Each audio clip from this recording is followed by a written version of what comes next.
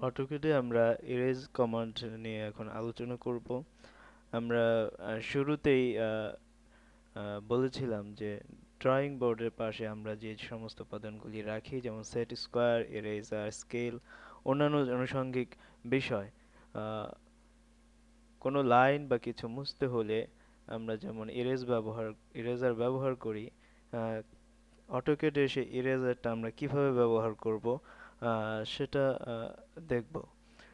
অটোক্যাডে কোনো একটা লাইন যদি আমি টানি, আহ, মনে করি যে এই লাইনটা টানার পরে কোনো একটা বিষয় আমাকে মুছতে হবে, আহ, তখন আমি কি করব? কমান্ড লাইনে লিখব এরেজ, ERA, এরেজ।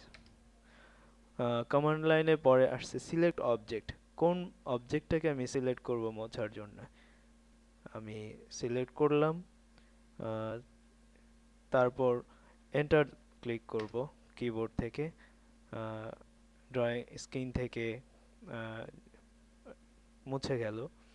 যদি আমি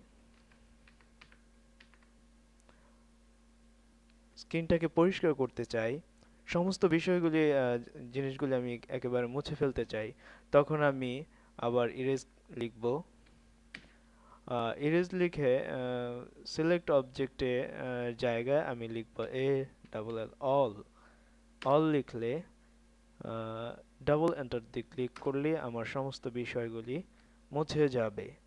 এভাবে আমরা ইরেজ কমান্ড দিয়ে ইরেজ কমান্ডের ব্যবহার করতে পারি।